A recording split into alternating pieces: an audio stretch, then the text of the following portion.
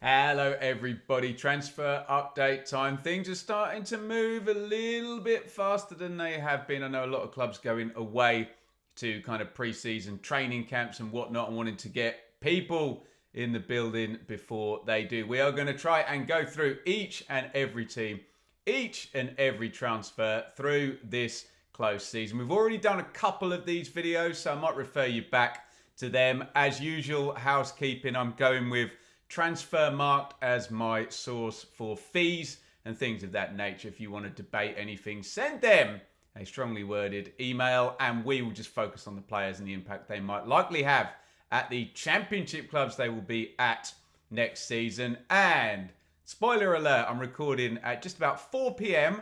on Saturday afternoon, so it is burning hot here, but we've got to get this done because I'm busy tomorrow. So look, if deals are done or announced on Sunday, which is likely, or maybe Monday if we're still doing clips at that point, then they won't be mentioned here. They will, of course, be mentioned in the next one. Transfers move fast and we can only be as up to date as we can be.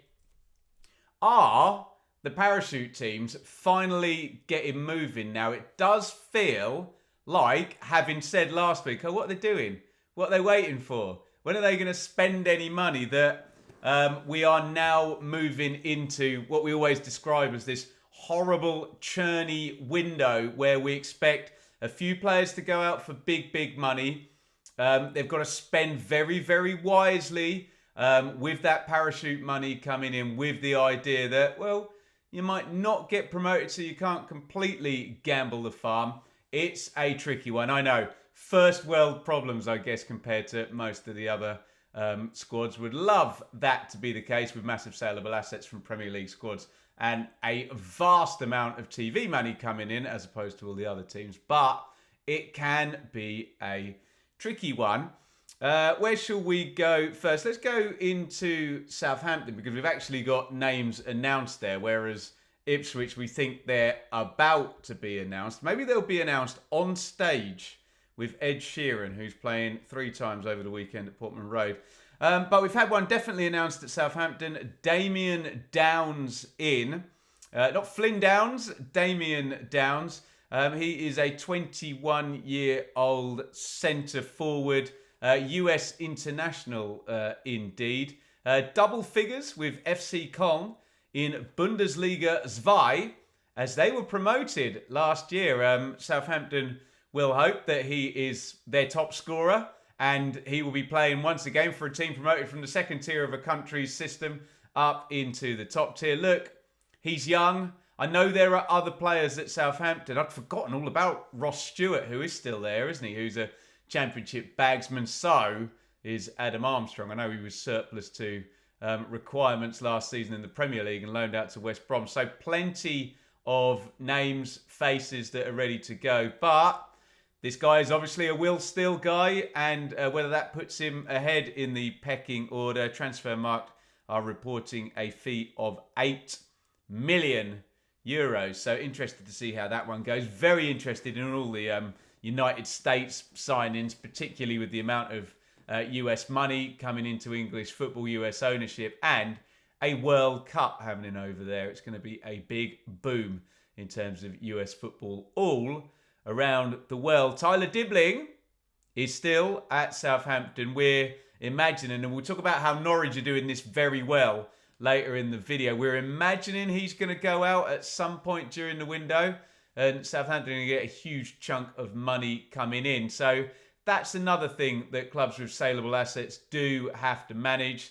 You've got to time the sale and know what's coming in and kind of invest accordingly. And the best clubs will do it in such a way where when player A leaves, well, players B, C, and D have already arrived and, you know, barely anything is noticed.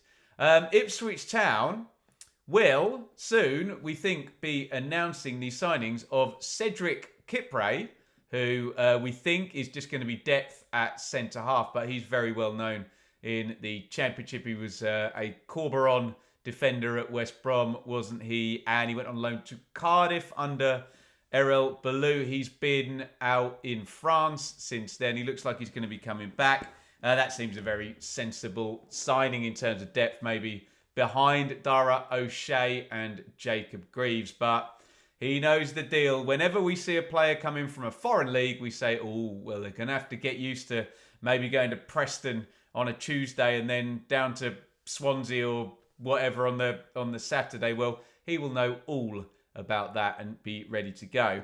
Maybe an exciting one is Azor Matusiwa, who we know Ipswich basically need a new central midfield, and Sam Morsey will be involved next season, but he's not likely to be expected to lead a promotion charge as he did 2 years ago. Now, getting on a bit in years, he's been a brilliant captain.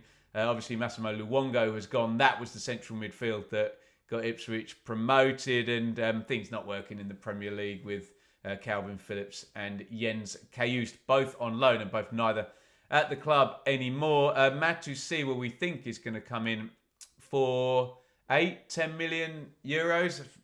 Feels amazing being an Ipswich fan, being blasé about that type of number, but hey, you get a promotion to the Premier League and all of a sudden you break your transfer record 5 times and, I don't know, 3 times or whatever it was, last summer, and all of a sudden, yeah, that's the money that you spend on a player if you've got Premier League TV money or indeed a year 1 parachute payment. So that could be an interesting one. We think that's kind of done, but just waiting to be announced. And again, like Tyler Dibbling, we're expecting probably, optimistic as I am, it would be lovely if he stayed, but you'd expect Amari Hutchinson, being Dara O'Shea has signed a new deal, will be the other big ticket asset to leave Ipswich Town along with Liam Delap. And I hope that Ipswich are doing a good job of replacing him before he is sold and working on that. I think you've got some leverage, haven't you, to say to other clubs like Diblin as well at Saints to say, look, we'll sell you or we'll do this deal, but we've got to get our work done first. And you can wait, Mr. Premier League club, who's probably going to drop, what on those 2 players, I don't know, 35, 40 million each for them. So the thick end of 75, 80 million on those 2, you would imagine, will be being spent this summer. Nothing is being spent at Leicester City at the moment. It's very, very much an all quiet there, but at least we have some news on a manager. We think Martin Cifuentes is going to be announced pretty soon. But again, in terms of transfers, we don't know what in the heck is going to be coming down from the EFL in terms of, we've seen fee restrictions going at Hull and Sheffield Wednesday. We've seen points deductions spoken about. We think something might be coming.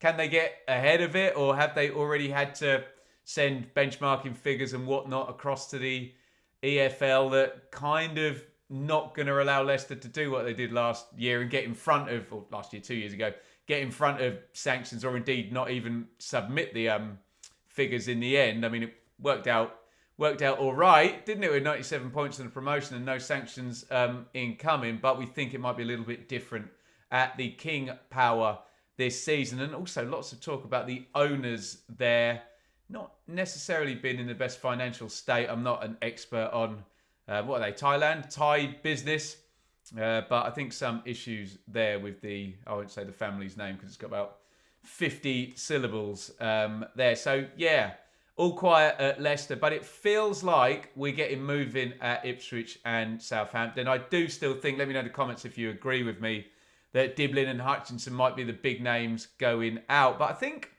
PSR-wise, both Ipswich and Southampton, from what I understand in my layman's knowledge of this, are going to be pretty all right and should have some spend as well on top of that. Leicester is a bit of a different matter, and we'll see what comes out in the wash there. And we'll no doubt speak more when Marti Cifuentes is properly signed up. We have already done a video on Cifuentes elsewhere on the channel if you want to check out my thoughts on that. And that is about that for our year 1 parachute teams. Now, this is going to be a pretty quick segment because it is all quiet since we did the last update at Our playoff losers, Sheffield United, Coventry and Bristol City. Sheffield United, obviously it wasn't quiet in terms of Chris Wilder out and Ruben Sellers in, and we spoke about Ukaki a couple of videos ago and Tyler Binden as well in the last video. I think it'll be back there in the archives if you want to hear my takes on those particular players. I suppose maybe we expect something to come in now. Vinny Souza is gone to Wolfsburg. Has that put money in the coffers, or is this accounted for and, you know, you go into year 2 after relegation and the belt has to be tightened a little bit, especially like Sheffield United? It's that ticking clock, isn't it, where you're only up for 1 season, so there is only 2 years worth of parachute payments. Who else are we talking about? Coventry City, still quiet on Milan van Evik, who we expect, with Kane Kessler-Hayden having already come in, will probably be sold. We'll find out. We'll see. Got a good right-back roster if they don't, but nothing happening yet at Coventry, and you do wonder if it's a similar thing of saleable assets there, and you know they get that one sorted before they know what's going to be happening in terms of incomings, or the other way around. They'll do their incomings and they know what they're going to get, and then they'll press the button on Van Evik. But yeah, we shall see. There's Hadji right there as well, who's a big saleable asset. I think Ben Sheff less so than last summer. That contract is a year further on, and he didn't play much football last year. But I think Coventry will busy up in due course. Maybe Van Evik might be the domino that sets things going there. Bristol City, we enjoyed the Emil Rees deal. That looks like a fun one as well. So they've done 4. Lumley, Rees, Hirakawa, he was already there, wasn't he? And Randell. We will see what else happens. I bet they'll get bids for Jason Knight. So whether there'll be an outgoing there or not. Lansdowne's pretty thrifty the last few years, so you'd imagine if a good bid comes in, maybe that could be something that does happen. Let me know your thoughts in the comments. Right, here are our top tenors from last season. Blackburn feels all about the right back position because Callum Britton is courted, and I don't know whether there's some kind of clause in his contract, but it doesn't seem like they're going to be keeping him, or whether it's just Venky's will take a decent bid. It's looking like 2 or 3 million will get Callum Britton, who would he have been with Big Val at Barnsley? Someone do me timelines for me, fact check me on that. I think he might have been. He might have even signed him. Can't remember. It's all a blur. All of COVID is a blur, isn't it? But Ryan Albiusu, pronunciation, whatever, has come in from Belgium. But don't worry, he is very much known to British football. Arsenal Academy. He went on loan to Scotland a couple of times as well. And he is a right back or a right wing back. So we are figuring things out there. We'll talk about Joe Rankin Costello as well, who's played wing back there when we talk about Charlton later in the show. Millwall, I think that is an all quiet. Well, I say all quiet. We were talking about this on Blue Monday the other day about Ivanovic, and have Millwall been very clever in tying up Josh Coburn, so they know what's happening there, and they're in this negotiating position where I think it's European clubs, and Parma maybe is the big link for Ivanovic there. Can they flip that player? And it's only been there 1 season, Ivanovic. It feels like it hasn't been there long. So could they turn a huge profit straight away? I think they want to keep him, don't they? 1 more season maybe. And can they have a season with Coburn and Ivanovic up top together? And then maybe they can build a team around 2 very saleable young strikers there. But I don't expect it to quieten down, and we'll see how heavily Millwall's resolve is pushed there. And talking about kind of European continental strikers, West Brom have signed one, and this looks quite fun. It is, again, pronunciation, Arne Hegebo. He's Norwegian. I don't speak Norwegian. We got any Norwegian watchers here? I bet we probably have, actually. The channel's done so well. Probably have people watching in Norway as well. Norwegian under-21 striker. Now, the season is underway in Norway. And how about this for a start? 7 goals in 13 games, this lad. How old is he? 23. Sounds really, really fun, doesn't it? Now, I know most people say, yeah, Ben, it's the Norwegian top division. Yeah, fine, I take that. I take that argument. But a fair chunk of change, Transfermarkt are reporting 5.5 million euros. So fair play to the West Brom ownership. God, do you remember not so long ago we were very, very worried under the previous regime? Was it Chinese money there? I can't remember. But it's Mr. Patel now is the owner with West Brom. And they're spending a bit, and Transfermarkt reporting a net deficit of 9 million euros with the signing of Nat Phillips as well. So the boat has been pushed out. Not entirely sure what they've got in the way of saleable assets. One of them might be Mikey Johnston, the Jinkin winger, who's been linked with a move to Brazil and Flamengo. Apparently it's fallen through, but that would have been great fun, wouldn't it? We've enjoyed Mikey Johnston on the channel, just dribbling at everyone, cutting inside and whipping one in the far corner. Very Jack Clark type championship gimmick, that. But yeah, interested to see what happens at West Brom. Surely some money's going to be needed to be brought in if they want to do any much more business in terms of the PSR regulations. Middlesbrough all quiet in terms of signing. Coburn has gone out. Is Rand Vandenberg going out as well?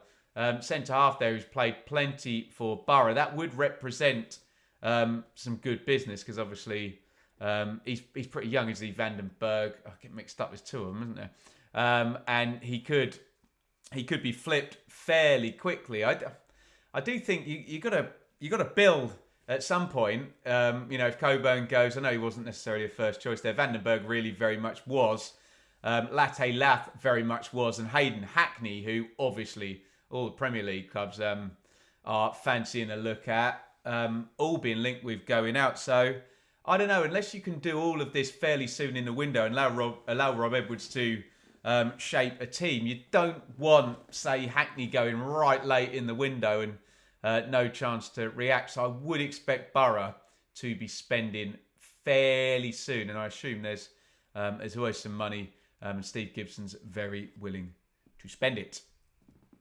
Okay, let's move on to the middle order, where I think we're all quiet at Swansea since we last spoke. I know business has been done. We spoke about Galbraith last time and Burgess, and obviously on the first video, Inusa, who a big transfer fee has been paid there, 6 million euros, we think, but it looks like the Swans' plan, 1, 2, 3, 4, 5 in early, is get your business done early and allow Alan Sheehan to work with those players.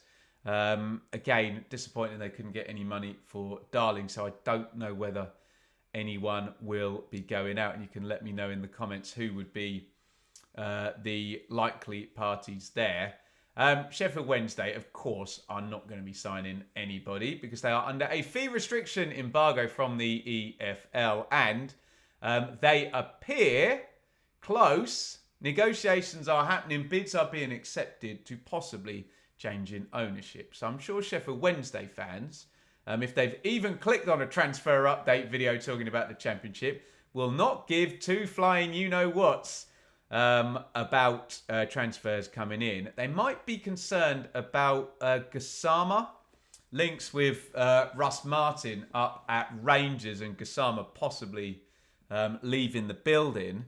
Maybe, and I'm putting 2 and 2 together and making 7 here, the potential of a new ownership has been able to halt that particular deal, and they will say, nope, we are freezing assets until a deal is done, and We will decide whether you're going to be sold afterwards. And I'm sure Mr. Chansiri is not in a position to complain at the moment. He just wants to sell the damn club, doesn't he? So, that's more the pressing issue at Sheffield Wednesday.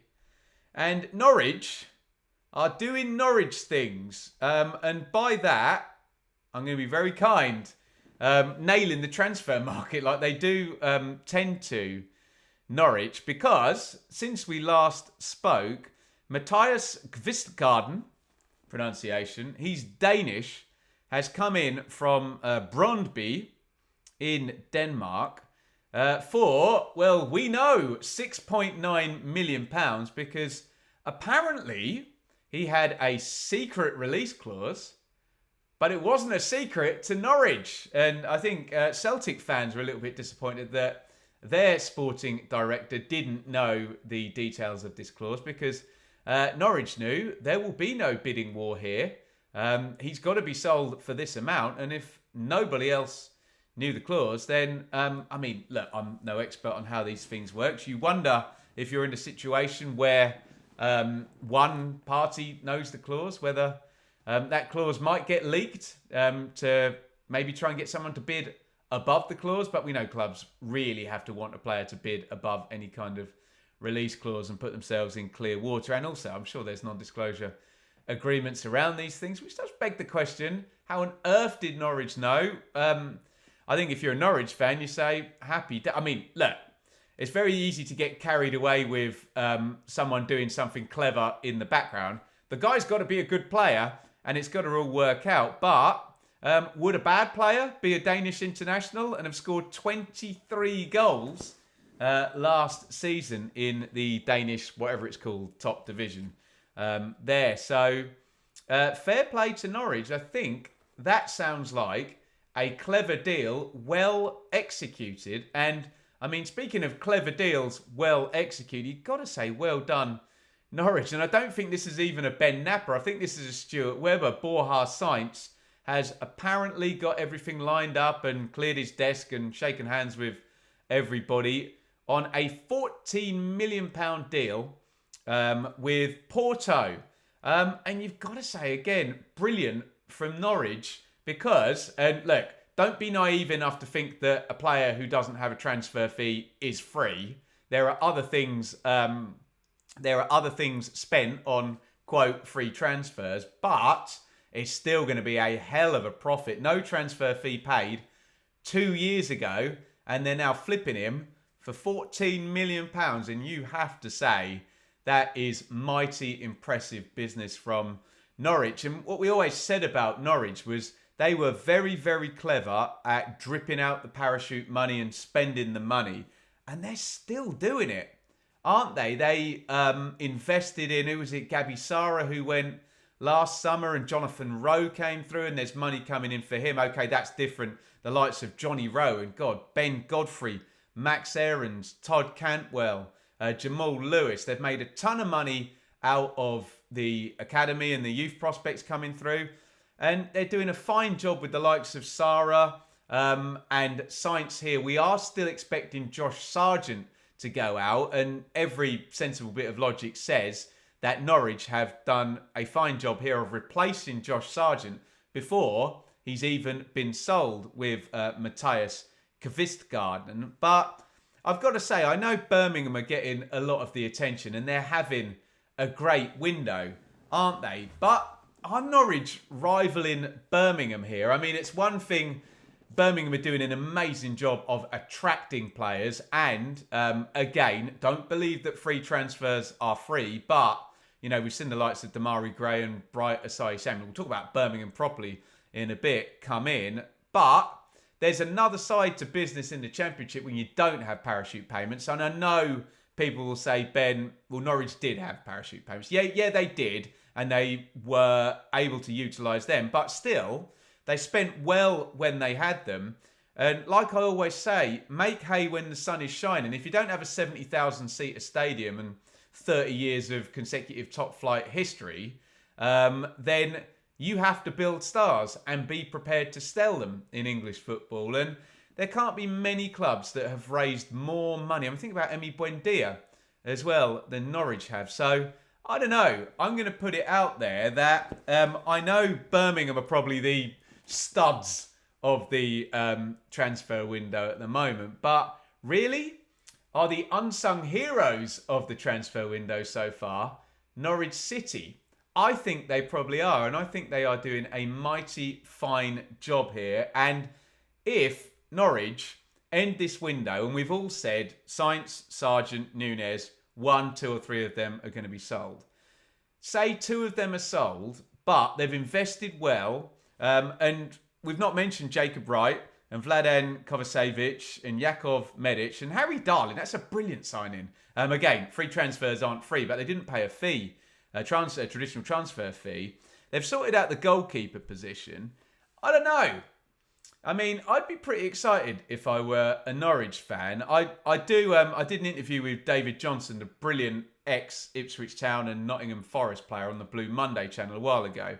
And he really educated me on the way that in his time a team was built by adding 2 players, just keep adding 2 players. But it's a different world now, and it's very, very hard in Chasmland in English football to actually hold on to the players and keep adding 2, isn't it? I think more the modern equivalent is what Norwich are doing, and, you know, make hay with your assets while you've got them, spend them wisely. Norwich always get top dollar when they sell as well, don't they? So, yeah, very interested in what's happening at Norwich. And I mentioned the David Johnson point because, yeah, it can be difficult, can't it, sometimes, if you do have a clean sweep and 5, 6, 7 players come in. It takes time to build that pattern of play, especially with Liam Manning coming in as a new manager. And we have seen Manning be a slow burner, but I don't know. Manning's experienced now, isn't he? He's had to go in at MK and at Oxford and Bristol City. So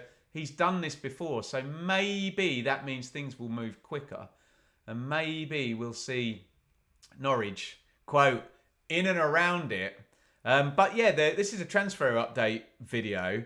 Let me know your thoughts on Norwich's business. If they're not up there with Birmingham, I know it's hard to compete with what Birmingham are doing at the moment. They're certainly in competition when you factor in how brilliantly they've flipped Borja Sainz over a couple of seasons and what they might be about to get for Josh Sargent, coupled with your James Bond insider knowledge on the clause for Kvistgarden.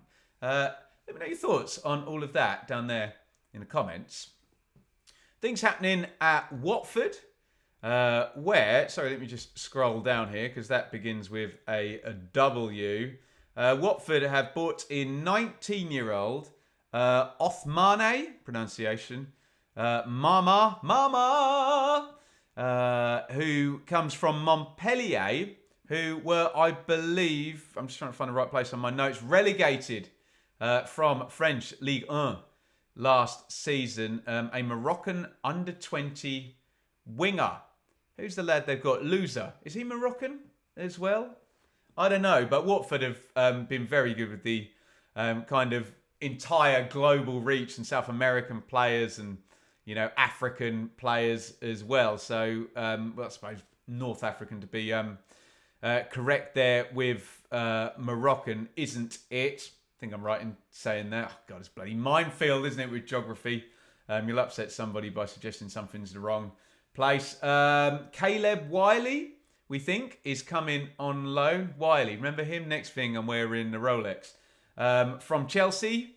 And Chelsea, you know, this is the model, isn't it, with Chelsea and the real elite clubs. They stockpile 500 players, loan them out, and then 5 years later sell them for 10, 15, 20 million quid.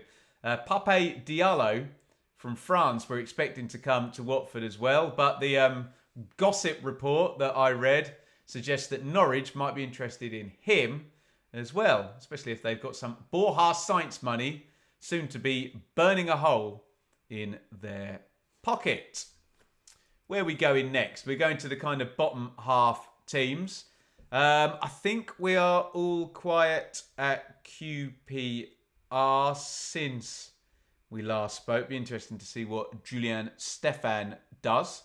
Well, certainly with these players, or whether he gets a say in anybody new coming in.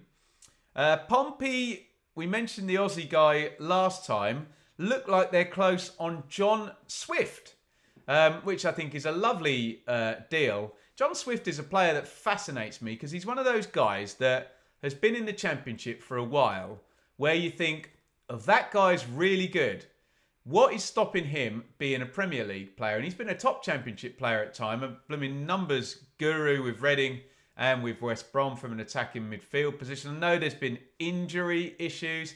Maybe there's mobility issues. Maybe those are the things that stopped him being a top player. But look at the job Pompey and John Mousinho did with, which one is it? Is it Jacob Murphy or Josh Murphy? It's Josh Murphy, isn't it? I always get the Murphy brothers mixed up. But he did a hell of a turn last year. A kind of player who you think maybe better days have been behind him.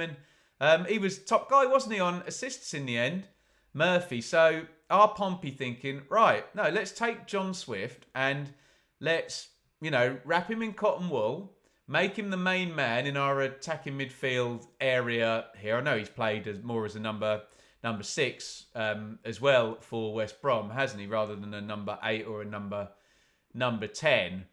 But could they do if you get peak John Swift, that's a really good player, and there is a precedent at Pompey here. I know they haven't signed him yet, and we don't do gossip here, but there is a precedent with Murphy with the kind of rehabilitation deal there. Oxford, since we last spoke, have signed Brodie Spencer. I like this deal a lot because he's 21, and I always have. You only get one chance to make a first impression, and you can probably look it up in the archives. I'm sure the first time I saw him play would have been Huddersfield versus Leeds, and it wouldn't have been last season. It would have been the season before when Leeds missed out in the playoffs, and I think they drew at Huddersfield. Huddersfield basically beat up, didn't they? It was a rather aggressive performance from Huddersfield at that time, but I think they got a point out of it, didn't they? And I remember thinking, oh, young lad in there. He looks like he can play, and he's been thrown in against, a very, we can say about Leeds now, the most expensive paid in terms of salary team in the history of the Championship not to be promoted. Obviously, he's gone down since and played in League One and played plenty, so he's got 50 games on the board, and he's off to Oxford now, and great, yeah, good work, Oxford. Build stars. Sign young players. If you can sign young players with EFL experience. Spencer, I think, played right wing back or right back when I saw him, but I did a bit of looking, and I think he's played plenty. This would have been under Mike Duff at Huddersfield, which didn't work out. I really like Mike Duff as a manager, to be honest, from my days watching him with Barnsley in League One, but that's by the by. Plays centre back as well. So if you're let's be honest, you're a defender and you're going to play for Gary Rowett, I think you can say for definite you will come out of it a better defender than you went in. He's a very good defensive coach, Gary Rowett, and he sets his teams up for defenders to succeed. So you think this is a win-win-win-win all round here for Spencer. Huddersfield have banked a bit of cash. Oxford get themselves a good young player, and this is what we want to see from teams that come up from League One and stay up. Build. Can they build in the Championship? And Oxford are having a good crack at that.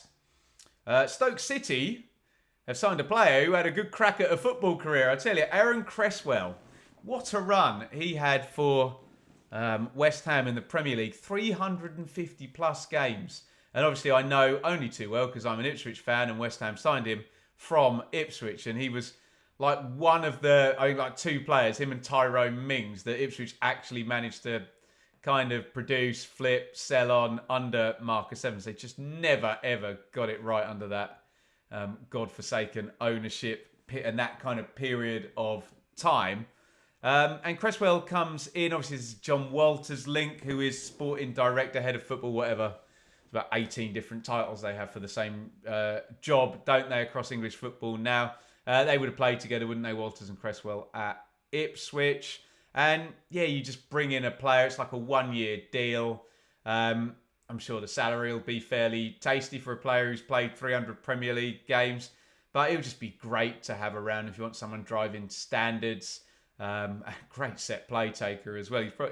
He'll be a useful player. Don't worry about that. So, yeah, bit of a no-brainer if you can take the wages and understand that you're not going to have a player who's got any resale value. But they will have certainly great value in the dressing room and you'd imagine on the pitch of this season. Is that about that? Preston and Derby. Oh, no, we've got a bit to say about Derby, haven't we? Because we'd spoken about who came in. The two lads, Vyman and Bart. Carlton Morris we've spoken about as a deal we like a lot. But one that will really, really... did I mention Andy Vyman? I did, really get things moving at Derby is Patrick Agyemang. And it's got Dean Smith, the mild-mannered Dean Smith, Mr. Calm, has gone a bit crazy about this one because he's signing from Charlotte in the MLS. And Dean Smith is the manager there. And he suggests that Patrick Agyemang is being guided badly by his agent. And look, Dean Smith knows the player, knows the situation, is quite a credible opinion on it. I don't know whether it's a persuasion trick or message into the Charlotte fans or some kind of plea for him not to go. I don't know, but sounds like he's a player he desperately wants to keep. And suggesting that good offers have been made to keep Agyemang, who's a young United States. Is he a striker or an inside forward? I don't quite know. Been linked with Ipswich, actually, and we're expecting a big transfer fee here for Derby as well. Not 100% sure on the PSR outlook for Derby, but I know they sold Erin Cashin, didn't they? So, again, I don't want to get into the nonsense we get in with PSR where people do very little research. They assume with motivated reasoning that if they don't want the team to breach, that everything's going to be fine. And then other people look on a bit jealously and assume that they're definitely going to breach. And as I discussed in my PSR rant the other day, no one really has a clue. We don't know the numbers. They're not going to be reported for another 12 months or so, are they? So, yeah.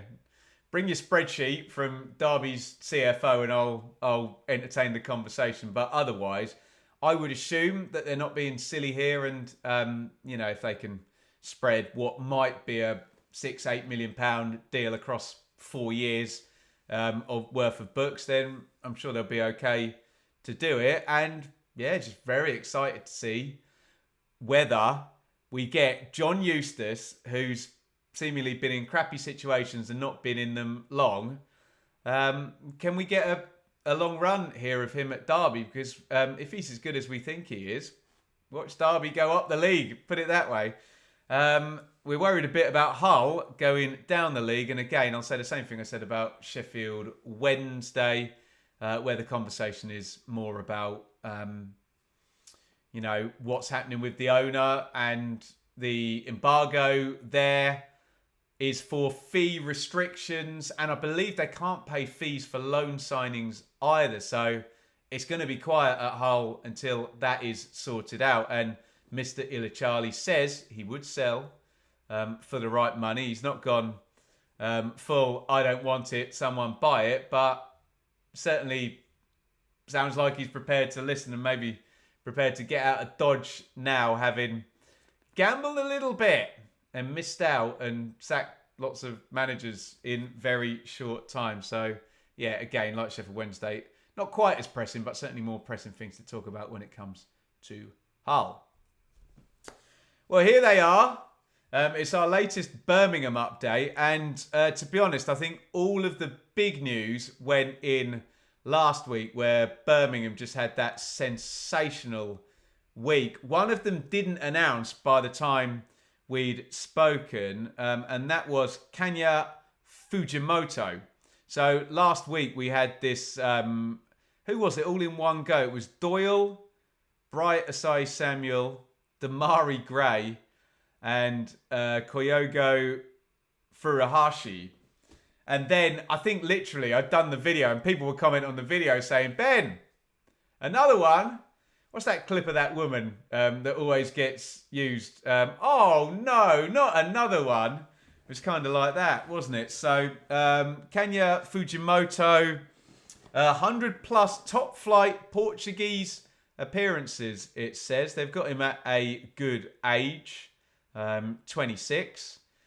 Plenty of options now up there, isn't there? With I don't know quite how far forward he plays, but if you've got to go with the lads who were in there already last season, a lot of people were pointing out to me, it was a good side there, particularly Pike and is it Itawa or Iwata? I can't remember which way the W and the T are in that particular name, but.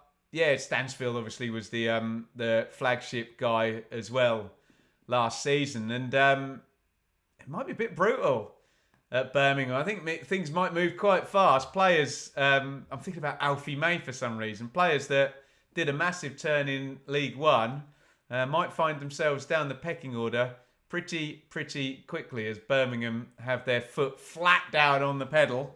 To try and get to the Premier League. So yeah, one more in for Blues in terms of Fujimoto. Nothing much happening at Wrexham. We've still got Ryan Hardy as the standout signing there. I'm sure more will be done down in Wales.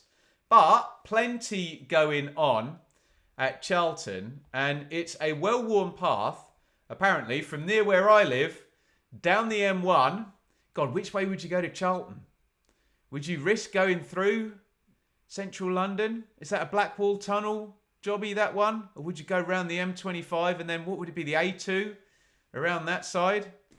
There we go. Some very Alan Partridge-ish travel talk there. Travel talk! Here on the Benjamin Bloom football channel. But yeah, the point I was trying to make is lots of players have gone from Luton to Charlton since Nathan Jones arrived there. Reece Burke is the latest, and it's just a really sensible sign in this, isn't it? Massive centre-back who's played 100 games for both Hull and Luton, which tells me he's very experienced, very durable, and he's only, he's 28, is that right? Yeah, it's just like tick, tick, tick, tick, tick. Very sensible work. It's an undisclosed one, so I don't know what the spend is. 4 undisclosed here now for Charlton. Kaminsky, Alafe, Burke we've just spoken about. And again, in this incestuous right-back situation with Blackburn where they've signed Alebiosu, they're probably selling Callum Britton.